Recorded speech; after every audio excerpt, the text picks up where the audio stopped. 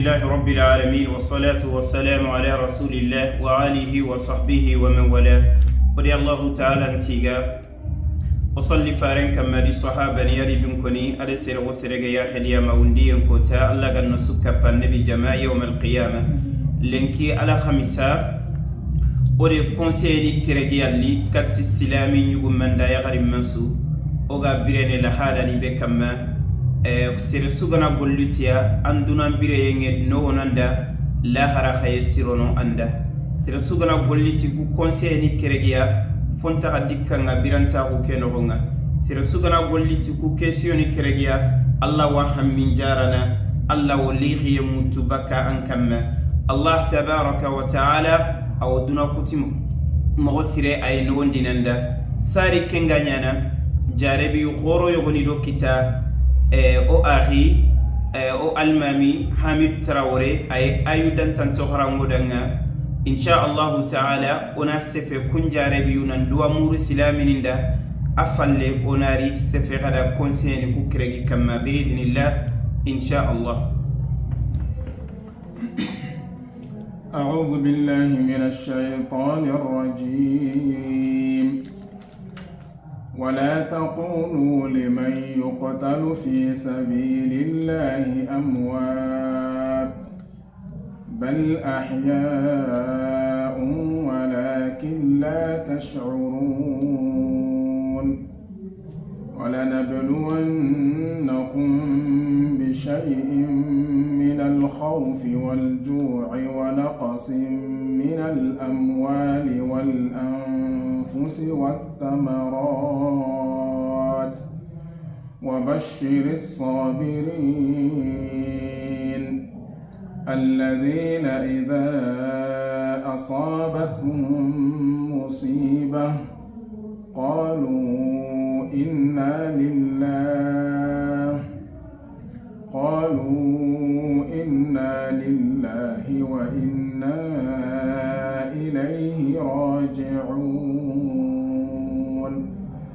قالوا إنا لله وإنا إليه راجعون الذين إذا أصابتهم مصيبة قالوا إنا لله وإنا إليه راجعون أولئك عليهم صلوات من ربهم ورحمة وأولئك هم المهتدون صدق الله العظيم. بارك الله فيكم. الله غنودا تغنا اجري ايو بينكو ايكو الله تعالى سفدوي اتينا كنيا سبحان الله اتي ولا نبلونكم بشيء ان كنا نغتم دي جاربي يوميا سرسنتي انغا كيسني دونا جاربي ينغا انغي بي خلن قلانتا خلاو سرسوغا جاربي ينكم سرنتي الله جمان جاربي ka okuga jarebi yukuro gana khore o kamma alla kendi khirinanti fonne ya bi shay'in naka jarebi niti folamane atinna kanne ngara yogo ya kanna ya hakle ta gentada yogo ni de kaninde de bungara kannen sababu nyai dulle me hamida jotente ka gumu manne me ngurnu gi korontoko wallahi alladhi la ilaha ghayru daru suguba ngagilli khenko nde appelirizani filya wori nangiri burkina وما جنب الدراما جرينكري ناتو ننتي لا هرقوتا سرنجة ورنو إما ديرو مبسي ورنو ندي وردنا يغرينيا على تيم اللومو نيرياني مغا كينين كرا يغريكي تانيا ندي وطا يتي أغا بوكونا لانتتريني أني قول لنيا أغا جاغون دين دبريني جاغون بنا مغا سودا جاران دين كرا أدي تامبو موتا تي تامبي لو جيني تامبو أني ياسيفانا ille ngana kere tamballo mongarni gelli fejiri nyana ga bakka kanga ga wurni ro munga kure maga ya wuro mun no daru din krapel video direct sa video kay may maga nkenga gatibane ndaga orange mine nyin kontu yogo gere 500 euro rakatinga Allah nde ko mamma keda nti mamma tito hammi be gande alla na gangare ka kusu fini gede mebbotu mo gobe malla gida nyagali ndanda ke hamme agatin nan dua direct ya gara kede gitambuni to gaso inta su video ngimma onte sere video asan Allahu akbar Allah komo dulle nya fagere ke bagandi kanga ti faban kalle Allah ti kusu akalla do ku jare bi khil fonne magare ni kallen ko len kallen ko kanan kallen ko maga watten ko ka ati wa bashir sabirin sorobe ni ga seberini i nyagalindi wakati yani jare bi yeswa sorobe ni jare bi ngeni kitaigatini inna lillah Allah ku birena nyadanga ona nyadanga fosu gana linganda anya odungete Allah odunge wo bravo wa inna ilayhi raji'un wasagene katanki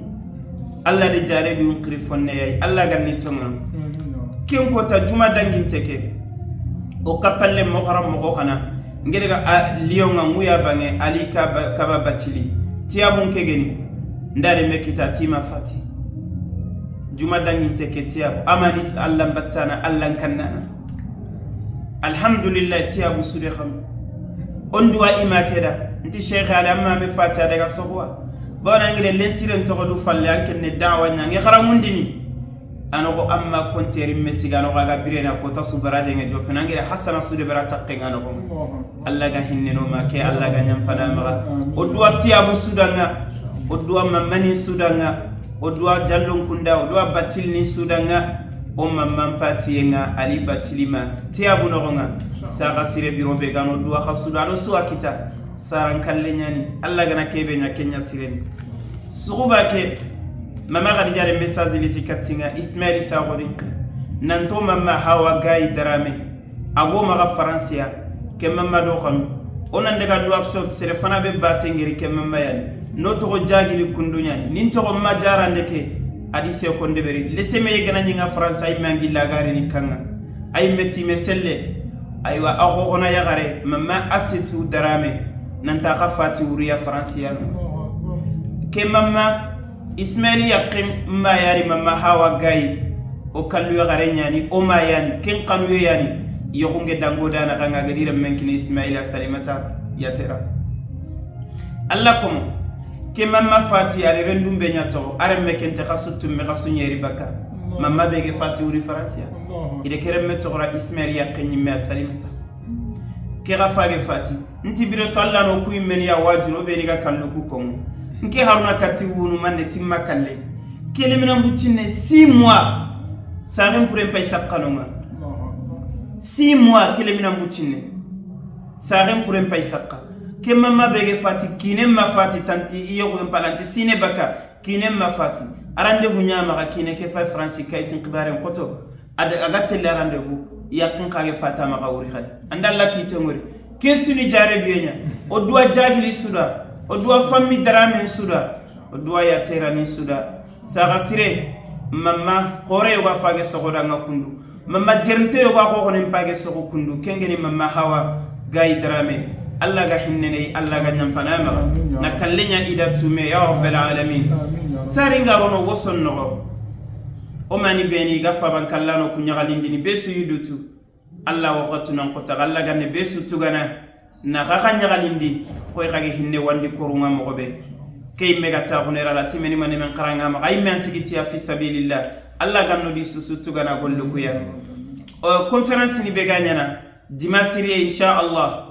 kenga nyana Dakar le 14 o de rasugri ke conférence fa bankalla non conférence nyen ga kungo de banete ke conférence aga utu one kapame ina kinya sega sere sudanga akota khayri qorollona Allah nyagira fa bankalle kalle nyande sababu nte tukumene min qaro mun nyala time an kante tukumene mallo mun nyala time nga oron duidanga Allah ganne o yimputunu Allah ganne o wallidanga jikke kharsa gambi khalle ni tenenge nyai le 15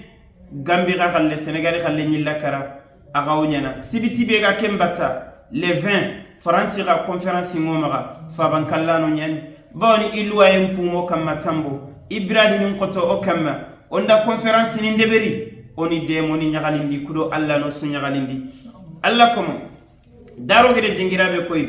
gambino ko alhamdulillah forage lono nga o mani be digede tuga ito meri to koy meko Allah yi khalalla ganni tugana malin khalle ke ga akh Ibrahim tunkarati mamma yogore miliyoro kini nanti forage nga antimme o hajunge sorofilli ma sorosiki bawno forage ngetele ma 4000 ali panondi fofo sorosi ki gana kef kemamai ala timen lokku ajinna jopeti kha forajinga alla ganno da khatugana na gollu kuraga wosoni begi magangi kongo alla komo sire suga mulla intuma bireye jaribe dan kita fotana suya afana duna togononga sari duna ga ballanga waqti yani anduna bireye no manken nambara dunai annan tangi alla tabaraka wa taala kem palle duna gana baranga duna dun ko nyimme ballanga inande alla bani atokome ange bara alla kebe angana kara allo mu ku imma fayan kana qaburan no garu munne minna kanyanka o tabo ga nyimma yankandini nyimma falle amedu metin to no qaburanga iti gale rum qrima na lini maro ina ku dore la kama sorobe ni mega mulla nan ko taswari ifna fay ballanga len ko fageri mabane to nyi nyangure wa hakeda usmano ni bulnu kunduye odo fabani ro nyi nyangure kundwa an kana ni nyimma farni kum mekela qe imma fallono iga dore lenanga nanti ma andangol lungeno ngaketa ma angere fubeni de beri yankane no ngaketa kenya nan nambara dunay sari dunaga ballanga inam borana bakajira me kesino gonye kim ko tangere ko khone ke tirndi eti mayira mum mo timadira me su tagandi me saraga kala agere ga kara ra su tagandi ngema simra ira mu be ga magara dige grisena jankara su tagandi bara dunay sari dunaga ballanga wosonya ninga kongo magada ga de mina ko kante nyemene ante du mene duna fofo sunte torni la hala bani anna amghatu bire ken wasiya fana nyai serebe gana gollitay Allah tabaraka wa taala ma alla gede ma gemme nyangandanga afillandi angana ni fofo sudo berni alla bani muru wallahi alla ni muru ngana ni golle bele berni alla o dungeni nda man te dungeni nda ma gari duna sugananka alla ge dunganda antuma me duna sunan tiga nan jakki billahi alla gana kutanga bonetananga bawni ke duna surni boga nyawre gambane de alla tokkome ko mengana alla bani murante tampini indan jakkan tamba kammo indan be qantam bakammo indan kantina kana wari khadu baraja gadin kado alla ya alla de kenya ko annabi alayhi salam ati ma yuqalu laka illa ma qad qila li rusuli min qablik inna rabbaka la dhu maghfiratin wa dhu iqabin alim fosinte ko ngina ndamege me ko ngi kha alla bani mur ati annabi alayhi salatu wassalam wa laqad uhiya ilayk wa ila alladhina min qablik la in ashrakta la yahbatanna 'amaluk wa la takunanna min al-khasirin bal illaha fa'bud wa kun min ash-shakirin ati annabi da alla bani mur ante tampini ante lugos ante décourager kangana fotana mur am perdi sorom ballanga inan kadi entere inan jakidi entere mbatenga ina daga ngara nyanga ni falle koy mangana nke alla bani mur ante tampini angin ke alla nyini no ngamtu gana nke alla sugun wade nasrun lumuruna kafinkelimu rid Allah ghayatun la tutrak alla lungaye ante togneno amma rid an-nas ghayatun la tudrak soron lungaye muru yente kitene alla bani muru ma alla bani muru annam pini sutro alla kama subhanahu wa ta'ala ante le alla bani yagmal magu fil asikandi wasiya kuran duna Allah haranan sirwandanga isbir ala ma asabak sabri fosugan kitab aidan tanto yo qur'anen no wallahi iyande seberi yankinike nde serente gatanga angene qalle bono din tankirti kenetay ndante rono khibare problem ta dikkinga nkilun ta hunte kotasu billahi ayusikiyeno kunyanjuin kam mambire no nga usahamid urosu nte sakanganti fayn aya fana Allah ta'ala ngeti wasbir li hukmi rabbik fa innaka bi a'yunina nkore kam pakitake ay atin kome seberi fosu ganyananga nga fosu ga konginanda fosu gan kitabire nyaare nyana suwa mentale minne kete fa innaka bi ayunina allati ngasu khala ngamu ya nyaarun khala ngalle men problem khala ngankina problem khala ngamma watten khala ngamba watten khala ngam miskina kun khala nganda nyaken na ngasutu asunyani nyaare ngetu men nyankita nyakunda ko ngante dungin angana baraman nyana te fosu bakanke alla kiten no ke ay gelina kera ngantalla su khala antalla ko minni munu minne mballa kammo aya ndere an kataba kakam kenni ayban filland Allah ta'ala ngatini subhanahu wa ta'ala annabina ko Allah ko mon sudanga qul lan yusibana illa ma kataba Allah lana huwa maulana wa ala Allah falyatawakkalul mu'minun ati annabi alayhi salam akon ko mon sudanga he fusuga hakita ngire safana tana hakita tuwanunti ati illa ma kataba Allah lana amata alayna janka baraje nyana suwa khairi ni baraje nyai jarabi ni baraje kenya na ginya lana asunanda Allah ganan jarabi watte fotana baraje nanya dana Allah taala ngana khairi nyanda baraje nanya ati fosu ga kita nke Allah tabaraka wa taala ndungete ma anqaru man modin kibare man nisiro do man kibare man daga mo ko soro ne man ne bakke ilante fosu bakke malla ga dungete kebe jalla fi ula al hadar la yughni min al qadar nantina doutation at ante fosu bakka lakite kenga nya firawna ante le nyugon kurusini kudon kisi Musa imena la maragad bon Allah de décider kiane nkite ni kay Musa nan pankamburun ala le nyugon kurusa kenyi mali Musa sorogo maga fankamburun al hadar la yughni min al qadar usulugum de kenya ko naam Allah komo wa hakada allati sabiri fosu gankita fofo sugira ati wa ala Allah falyatawakkalul mu'min qam mu'minin kada khafini Allah kam asikandi imam Shafi'i ga ken komo Allah ta'ala ngatini subhanahu وما كان ربك نسيا لا حول ولا قوة إلا بالله إمام الشافعي تكي آية لسمي دي خيغا سرسو كما أوانيا غالين سرسو تورا غان كما أوانيا غالين كي آية سرسو قبول لغني تنيون دينا وان كونون دين بس كي الله تعالى مدي تايكني سرسو أتي وما كان ربك نسيا أتي نكي الله ممون حميدو problem بغان غالا ممون دي ماني موغاتي نيامكي watebega ngamme mungu anyame wakati nyamekni Allah nte mungu subhanahu wa ta'ala lighiye bega kama me mungu ati wama kana rabbuka kama kida Allah nasiya ame mungu ambega tonyo ndenga me mungu danga continue nanti kona kota ambega sorongo ndi nangi kana me mungu danga ambega sorongo rotene me mungu danga ambegi bonondini me mungu danga ambega fok me mungu ambega rezo soson kama na sulebu muruna haiba وما كان ربك نسيا الله تممو imam shafi kigana ko ankanna jankinga golli burebe de berninga sorobe toron Allah timemmu ana serega konondi serebe gana nyagalindi jarebe be ga kamma jankan ke imma Allah me ngol problem ya sogal ku aysi kandin ke jara bire yenno kenya ni komen nanya seberana fofo su agan kitta duna bire yenno asikandi bawni fonte muqalla kital umuru bi yadillah fini ne Allah yakitenga Allah gani warano kube fosu di wakati ya ana gatandi ma nde konti waktu yogo ni yahay mpaba leseme yogo yanga watte yogo yanga wallahi ante jare ne foka na miskina yogo yanga jinsura watte yogo yanga ante selle ne manga de gedenya so miskina ni na jimmi ligiye yogo yanga foban na faban kallana yogo de man na nyakalindi wallahi ande duna yitten sudu bernante jare ne kinga awab tumuran la girona iyogo imere ante bakanga mangane ron arjanna ko tabi ko yagare be ga xenna nabi gidala halam ko alayhi salam anda sebiri su arjanna yala watte be alla gidala yogo do musino maneme watte nga ya me jara khurungu nga talante sikki titwano ti daga jinkine soronna geden so ti gelen jinge poy ko tabi arana sigitani kam maso anya bari Allahu akbar operation yogo nandi debere encore mo wallahi daga hinne miskina lal timeni faba kallam dingira deberan na kiniya ikhara ngentuga iso indani nyagali ndani mungundi faban kallalla nande man annabi kule khannya wallahu fi auni al-abd ma dama al-abd fi auni akhi alla wa qaddama na khagana nyalla ko mundi man ka hinna lakum lam kuntum alla be kam wa hinna na khayya comme sume alla ko me nyagali ndi illa ga alla ga nyagali dumana romnyay koy amme siren jamba malla ga jambe lankam amme siren lebu malla ga hayba amme sire suturi malla gidan suturi amme sire dema illa ma Allah ta'ala gandandem wattebe ganga daga wa agin jar Allah nanga tembe ganga ananya galindi tanga tenga mar hatta duange annabi ga ko ali salam angana dua aginda Allah ngahi hamidu li khiyenga utaka malenki ti malaika ninati wala kamislu malaika ninata Allah gannan ka khalle mbakanga haruna bire kene ke bana menende sunte wallah qahinna lakum lam punto begano al malu malullah sira sufo fetina bureke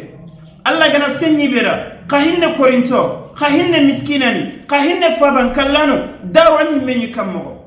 daru sari lenki garna nyi kammo ketamme banna lom ngor lenki ga nyagandiniya ketamme miskina lom ngor lenki ga sadaka ni nya bagandinige daru mambire kammo baba daru habire kammo bire mo goninga kenyani ti qahinna Allah ko mo lam punto nasiha na gatandi nyani ngakongo segante fubenida Allah na ga hajunjara Allah na ga watumurigi duna yillene ya sara ga bakkan kitenga nema fini fillana no anema fini fillan imma Allah nan keri bakka nema kenogo ana to gallo mum magana nya khe ina gajade ayo go ina wallan pa ayo go interone man kenna karana to imma kenna Allah kenni khairi ganan sirebe wa imma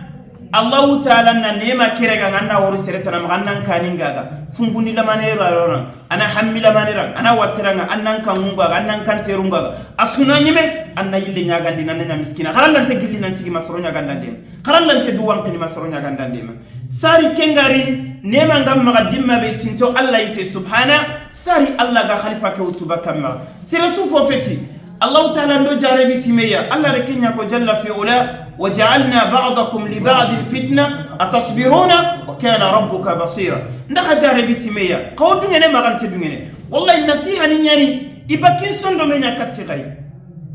ibakin sondo menya katigai kudo bira yennan siro kudo ontuma anne faban kallano nya wallalen ki gawu sini yogoni fabanida me idina burunya iga kilan lamma idi toroya ko ngani hamminde likhiye bira sundu angenya ya Allah Allah gane nyinke haruna kunu